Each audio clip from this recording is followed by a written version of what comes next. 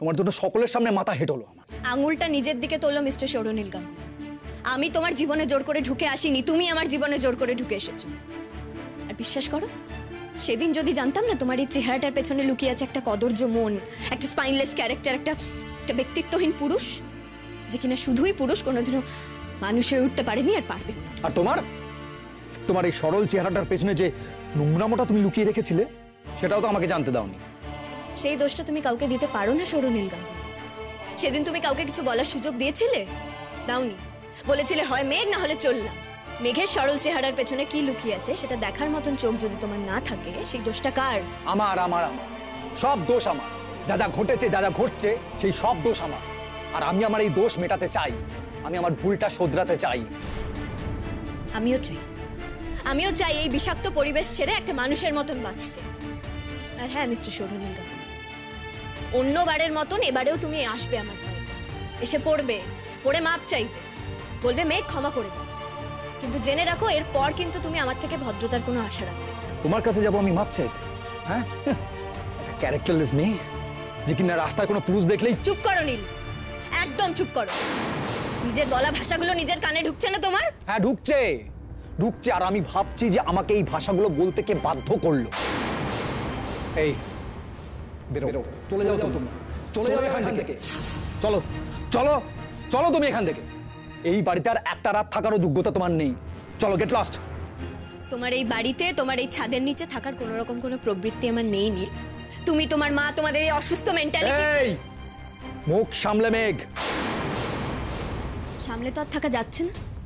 তোমাদের সকলের মাথার মধ্যে একটা প্রতিহিংসায় বিকৃত মানুষ বাস করে, মা, কাকিমণি, গিনিমিনি সকলের মধ্যে। যে বাড়ির পরিবেশ এরকম একটা মনের জন্ম দেয়, সেই বাড়িতে আমি একটা রাত এমনিও থাকতে চাই। আর আমিও তোমাকে সারা জীবন মাফ করব আমাকে এই বাড়িতে নিয়ে আসার জন্য।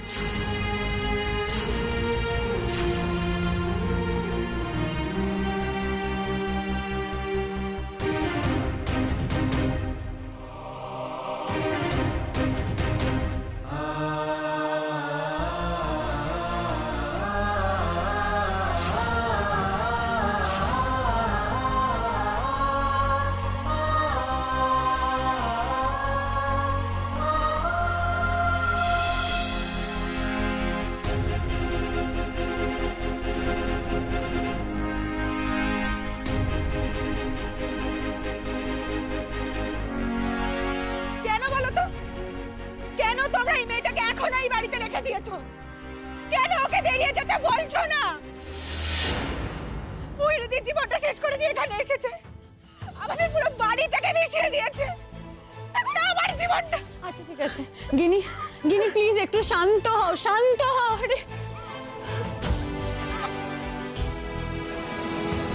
এই বাড়িতে আমার আশাটা আপনাদের কাউকে কিছু না বলে হয়েছিল। একজনের জেদ আর ইগোর জন্য হয়েছিল, আমার মতের বিরুদ্ধে হয়েছিল। কোনো ভালোবাসা, কোনো সম্পর্কের কারণে হয়নি। স্রেফ একজনের ইগো ছিল মুখ্য। তাই আমার মনে হয় আমি যাওয়ার সময় কাউকে কিছু বলে যাওয়ার দায় আমার নেই।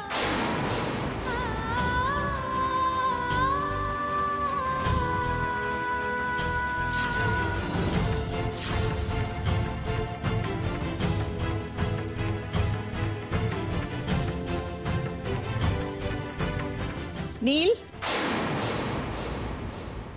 কোথায় চললে তুমি? তাকে আবার ফিরিয়ে আনতে?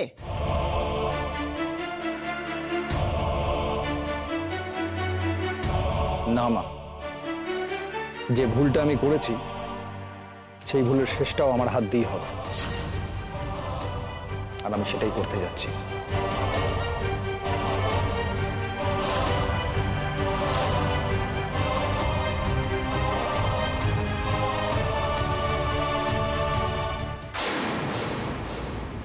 অবশেষে তাহলে এতদিন পরে ফাইনালি তোর বিয়ে খেলাটা শেষ হলো মেঘ।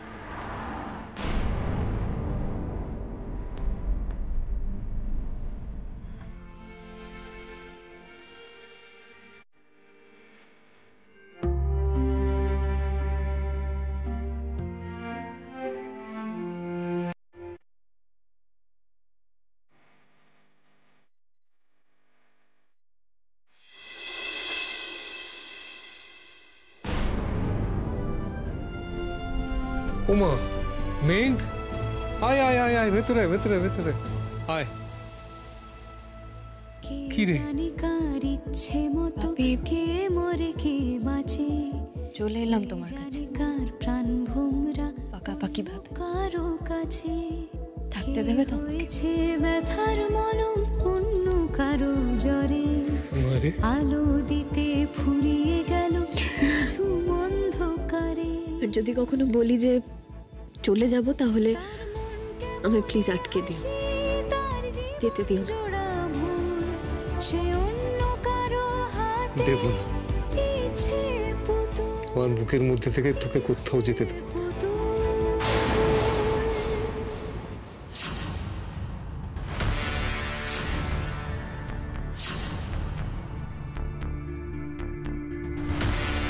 তুমি না, আপনার দুশ্চরিত্র মেয়ের সঙ্গে আমি এখানে থাকতে আসিনি। নীল, তোমার স্পর্ধা তো কম নয়। আমার বাড়িতে দাঁড়িয়ে আমার সামনে আমার মেয়েকে তুমি এই সমস্ত কথা বলছো। আমার মেয়ে সম্পর্কে যে এই কথা ভাবে বা বলে, তাকে আমি আমার বাড়ির চৌকাঠে দাঁড়াতেও অনুমতি দিই না। চলে যাও। বললাম তো থাকতে আসিনি। একদিন আপনার কাছ থেকে ওকে নিয়ে গেছিলাম, সেই জন্য আপনাকে একটা কথা জানানোর দায় আমার আছে। ডিভোর্সের পেপারটা আমি পাঠিয়ে দেবো।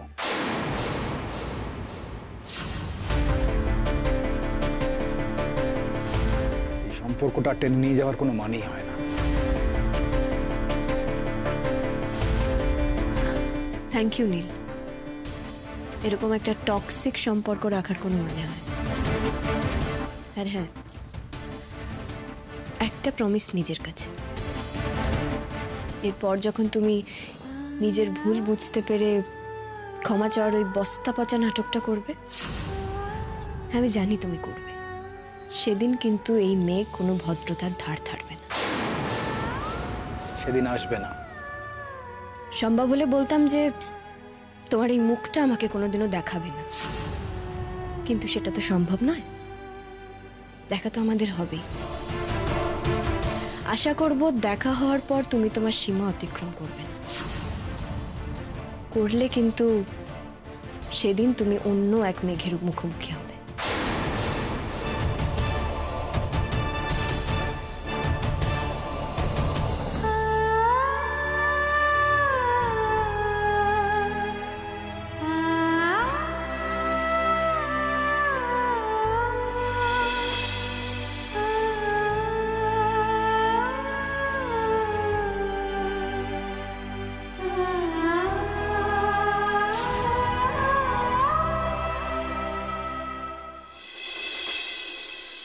এবার অন্তত তোমরা নিশ্চয়ই মানবে যে মীনাক্ষী গাঙ্গুলির মানুষ চিনতে ভুল হয় না। যে ভালো গান করে তাকে যে ভালো মানুষ হতে হবে এমন কোনো কথা নেই। জেঠিমণি, তুমি তো মেঘকে যথেষ্ট লাইক করতে, যথেষ্ট পছন্দ করতে তুমি মেঘ। হ্যাঁ করতাম, আমি অস্বীকার করছি না তো। মেঘ ভালো গান করে সেই জন্যই তাকে, ব্যাস ওইটুকুর জন্যেই আমার ভালো লাগতো। আর মেঘকে আমি যে ভালোবাসতাম সেটা শুধুমাত্র সে ময়ূরীর বোন বলে, তার নিজের জন্যে নয়। মেঘকে আমি কোনোদিনই নিজের ছেলের বউ হিসেবে অ্যাকসেপ্ট করতে পারিনি, সেই কারণে তোমাদের কাছে আমাকে যথেষ্ট অপ্রিয় হতে হয়েছে। মীনাক্ষী, তুমি যত সহজে মেঘকে একেবারে উড়িয়ে দিচ্ছ, ওকে মিথ্যেবাদী বলে দিচ্ছ, আমি কিন্তু পারছি না সেটা। তার মানে জেঠুমনি তুমি বলছো মেঘ যেটা বলেছে সেটাই কোনো মিথ্যে ছিল না? তাহলে মিথ্যেটা কে বলেছে জেঠুমনি? রূপ? আমি জানি না গিনি কে সত্যি কে মিথ্যে, তবে তাদের জেঠিমণি যদি বলে সে মানুষ চেনে, তবে আমাকেও বলতে হয় আমারও মানুষ চেনার গুণ কিছু কম নয়। আর সেটা বলে মেঘ এরকম কাজ করার মেয়েই নয়। মেঘের গভীরতা, তার সততা তাকে এইরকম বিহেভিয়ার থেকে অনেক দূরে রাখবে। এত ঘুরিয়ে কথা বলো না জেঠুমনি প্লিজ। মেঘের গুণগান শোনার মতো মন না এখন আমার নেই, এই মুহূর্তে নেই। তার মানে তুমি বলতে চাইছো রূপ মিথ্যে কথা বলছে? আমি বলছি কোথাও একটা ভুল বোঝাবুঝি হচ্ছে, একটা গ্যাপ থেকে যাচ্ছে। ত্রিদীপ, তোমার না এই সমস্ত সিচুয়েশনেরই একটা মিডল পাথ দিয়ে অ্যাপ্রোচ, এটা ঠিক না। এখানে হয় সবটা সাদা আর নয় সবটা কালো। আমার সিক্স সেন্স আমাকে প্রথম দিন থেকে বলেছে যে Megh, she is not right for Neel, nor is she right for this family. কিন্তু তোমরা তো সবাই আমাকে ভিলেন ভেবেছো। আর ত্রিদীপ, তুমি আমাকে বারবার সে কথা আকারে ইঙ্গিতে বারবার বলেছো। ভাস্কর, তুমিও বলেছো যে আমি অকারণ মেঘের ওপরে অত্যন্ত কড়া হচ্ছি, তার সঙ্গে অত্যন্ত খারাপ ব্যবহার করছি। কি বলনি? আর আজ যে কাণ্ডটা ঘটলো, সেই ঘটনাটা রূপ তো তার বাড়িতে গিয়ে জানাবে তো? তখন এই গাঙ্গুলি পরিবারের প্রেস্টিজটা কোথায় গিয়ে দাঁড়াবে আমায় বলতে পারো? কাল আমি যখন হসপিটালে যাব, তখন লোকে আমার দিকে আঙুল তুলে দেখিয়ে বলবে যে এর ছেলের বউ অন্য কারুর সঙ্গে। ত্রিদীপ, তোমার দিকেও আঙুল উঠবে, তোমার দিকেও পাড়ার লোকেরা আঙুল তুলে বলবে যে ডাক্তারবাবু, আপনার ছেলের বউ সম্পর্কে শুনলাম নাকি। তখন কি মনে হবে তোমার? মনে হবে না ধরনী দ্বিধা হও? মনে হবে না মাটির নিচে কোথায় গিয়ে লুকোই? মনে হবে না আমি একটা দুশ্চরিত্র মেয়েকে ঘরের বউ করে নিয়ে এসেছি? মনে হবে না এমন একটা মেয়েকে আমি ঘরের বউ করে এনেছি যার মরাল ক্যারেক্টার বলে কিছু। এবার তুমি চুপ করো বড় বৌমা, চুপ করো। উফ, আর সহ্য করা যাচ্ছে না। আমার ডাক্তার বৌমা সে এমন সব কথা বলছে, সত্যি বলছি আমার অসহ্য লাগছে। আচ্ছা বড় বৌমা, তুমি যা যা বলছো তোমার নিজের কানে ঢুকছে না? না ঢুকলে না তুমি নিজে লজ্জা পেতে, কারণ তুমি একটা তোমার নিজের মেয়ের বয়সী মেয়ের সম্পর্কে এইসব কথা বলছো। বলো না বড় বৌমা, বলো না। তাই বলি কি, তুমি রাশ ধরো, রাশ না টানলে সব ছাড়খাড় হয়ে যাবে। নিজের মুখে রাশ টানো। এখনো মা, এখনো তুমি আমার এগেনস্টে এত কিছু বলে যাবে? এত কিছু ঘটে গেল, এত কিছু ঘটালো একজন, তারপরেও তুমি। শোনো বড় বৌমা, আমি তোমার বিপক্ষেও কিছু বলতে চাই না, আবার তোমার হয়েও কিছু বলতে চাই না। আমি শুধু এইটুকুই বলতে চাই যে তুমি তোমার চোখে না ঠুলি পড়ে আছো, অহংকারের ঠুলি, ইগোর ঠুলি। তোমার ইগোয়ে আঘাত করেছে মেঘ এবারই বউ হয়ে এসে। তার আশায় তোমার তো অনুমতি ছিল না, তুমি তো নিজে তাকে নির্বাচন করনি। তাও সে তোমারই মতো এবারই বউয়ের মর্যাদা পেয়ে গেল। মা, সত্যি সত্যি তোমার এই কথাগুলো আমার সম্পর্কে মনে হয়? মনে হয়, আর এগুলোই সত্যি। বড় বৌমা, কখনো মাথা ঠান্ডা হলে একবার ভেবো তো, যখন মেঘ তোমাদের জীবন থেকে অনেক দূরে চলে যাবে, সেদিন ভেবো তোমার ইগোতে সেদিন লেগেছিল বড় বৌমা, নীলের বিয়ের দিন, যেটার থেকে তুমি নিজেকে আর বের করতে পারলে না। একটা কথা মাথায় নিয়ে বসে আছে যে মেঘই ভুল, যাই করে থাকুক না কেন মেঘই দোষী। যা ঘটে থাকুক না কেন তোমার চোখে মেঘ দোষী, মেঘ মিথ্যেবাদী, মেঘ ওটা করেছে, মেঘ সেটা করেছে। তাই তোমার চোখে পুরো ব্যাপারটা মেঘ ছাড়া অন্য কেউ দোষী নয়। ওয়ান্ডারফুল। এক এক করে এবার সকলে নিজের মনের কথা এক্সপ্রেস করুক। আচ্ছা ঠাম্মি, আমি যদি বলি যে তুমি চোখে ঠুলি পড়ে আছো, মেঘের সব ভালো, মেঘ যা করে সব ঠিক করে, মেঘ ধোয়া তুলসী পাতা। একদমই ঠিক। আর এইগুলো মাথায় রেখেই তুমি এখন জেঠিমণিকে আমাদের সকলের সামনে অপমান করছো। গিনি মিনি, চুপ করো তোমরা। কেন তোমরা বড়দের কথার মতো কথা বলছো? চুপ করে থাকার তো উপায় নেই বাপি। মেঘ যা সর্বনাশ করেছে সেটা তো আমার করেছে। তোমরা একবারও ভেবে দেখেছো আমি রূপের সামনে কোন মুখে গিয়ে দাঁড়াবো? কি বলবো আমি তাকে? কি বলবো রূপকে? বলো। আমি জানি না জেঠিমা, আমি সত্যি জানি না আমি কি বলবো, আমি কি করব। আমার নিজেকে কেমন যেন লাগছে। আমার ছোট বোন এরকম একটা আনবিলিভেবল কাজ করেছে, আর সেখানে তোমরা।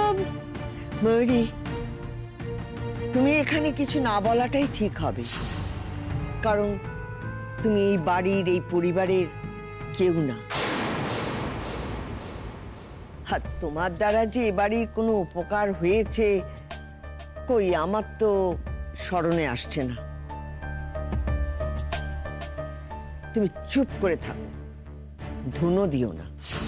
থামা, আমি। মা, তুমি ওকে কেন এই কথাগুলো বলছো? ও কি করেছে? ওর কি দোষ? আমি ওকে এই বাড়িতে ডাকি বলে ও আসে, তা না হলে কিন্তু ও ঘুরেও তাকাতো না। বড় বৌমা, ও কেন এ বাড়িতে আসে তোমার বলায় না অন্য কোনো কারণে, সে তো আমি জানি না, আর জানতে চাইও না। আর তুমি যদি ওকে সেদে সেদে ডেকে এনে থাকো, তাহলে আমি বলবো তোমার আর সব ভুলের মধ্যে এটা একটা তোমার বড় ভুল। তোমার বুদ্ধি নিয়ে আজ আমার সত্যি বড় সংশয় হচ্ছে বড় বৌমা। তোমার হিতাহিত জ্ঞান নিয়ে সত্যি আমার সন্দেহ হচ্ছে। মা, আজকের এই ঘটনায় তুমি আমার হিতাহিত জ্ঞানের দোষ দেখলে, আমার বুদ্ধির দোষ দেখলে? আজ কিন্তু আমি মেঘকে কিছু বলার আগে নীল যা বলার বলেছে, আর নীল বলেছে সে আজ নিজের চোখে যেটা দেখেছে সেটা দেখার আগে সে কেন অন্ধ হয়ে গেল না। বুঝতে পারছো তুমি কতখানি যন্ত্রণার ভেতর থেকে ছেলেটা এই কথাটা বলেছে? মা, সে কিন্তু সকলের সামনে নিজের ভুল স্বীকার করেছে। মেঘকে বিয়ে করাটা যে তার ভুল ছিল সেটাও, আর তারপরেও প্লিজ মা, প্লিজ মা, তোমাকে আমরা সবাই খুব ভালোবাসি, এই বাড়ির সবাই তোমায় রেসপেক্ট করে। মা, তুমি প্লিজ আর এমন কিছু বলো না যাতে তোমার সম্মানে আঘাত লাগে। তোমাদের সকলকে একটা কথা বলে রাখি, আমার স্বামী নিজের উপার্জনে এই বাড়ি আমার বাড়ি। তোমাদের যদি আমার প্রতি অসম্মান হয়, তাহলে তোমাদের সিদ্ধান্ত নেবার অধিকার আছে। মা, এসব কি বলছো তুমি? শান্ত হও। একটা সমস্যা আমাদের জীবনে এসেছে, সেটা কেটে যাবে, এসব মনেও এনো না মা। শান্ত কাকে করবে ত্রিদীপ? মেঘ আমাদের পরিবারে এমন একটা অভিশাপ যে সে আমাদের পরিবারটাকে ভেঙে টুকরো করে দিয়ে গেছে, ভাঙন ধরিয়ে দিয়ে গেছে। আর সেই ভাঙন শুধু বাইরের তো নয়, সেটা অন্তরেরও ভাঙন। আমাদের নিজেদের মধ্যেও সেই ভাঙন ধরিয়ে দিয়ে গেছে সে। ভাঙন যদি ধরে থাকে বড় বৌমা, সেটা অন্যের দিকে আঙুল না তুলে নিজের দিকে একবার তাকাও। এই যে গিনি দিদি, মিনি দিদি, তোমরা তো খুব বুদ্ধিমতী মেয়ে। আমার বড় খোকা, ছোট খোকা, সে তো শহর কাঁপানো ডাক্তার। আর এই যে ছোট বৌমা, তুমি তো খুব শিক্ষিত, বুদ্ধিমতী, মানে আমি তাই জানি আর কি। তাই বলছি, তোমরা কি করে মেনে নিলে এরকম একটা আষাঢ়ে গল্পকে? বিশ্বাস করলে কি করে? নাথ বউয়ের এমন বুদ্ধি লোক পেয়েছিল যে এক বাড়ির লোক, সে সেই অবস্থায় ওরকম একটা কাণ্ড করবে। আর সে তো জানতো যে তাকে কফি আনতে বলেছে, গিনিমিনিরা ওরা বাইরে গেছে, যে কোনো সময় তারা ফিরে আসবে। সে সেটা জেনেও অমন কাজ করবে? সে ভালো করে জানে তাকে বাড়িতে বিশ্বাস করার লোকের অভাব। রূপ তার দিকে আঙুল তুললে কি কি হতে পারে সেটা জেনেও সে কাজ করবে না? না, সেটা তোমাদের বিশ্বাস করানোর মতন একটা কথা বলে মনে হচ্ছে। ঠাম্মি, তুমি তার মানে বলতে চাইছো রূপ মিথ্যে কথা বলেছে, রূপ মেঘকে ফাঁসিয়েছে? হ্যাঁ হ্যাঁ দিদি ভাই, আমার নাথ বউয়ের উপর কোনো অবিশ্বাস নেই। সে এমন কাজ করতে পারে না। এই বুড়ি তো ডেঞ্জারাস বুড়ি। একে একটু একটু সাবান জল দিয়ে বাথরুমে ফেলে দিতে পারলে ঝামেলা মিটে যায়।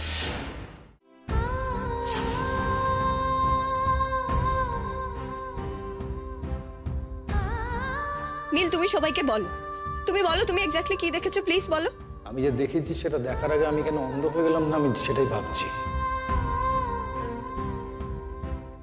আমার জীবনের সব থেকে বড় ভুল, আমার জীবনের সব থেকে বড় ক্ষতি হলো তোমাকে বিয়েটা করা।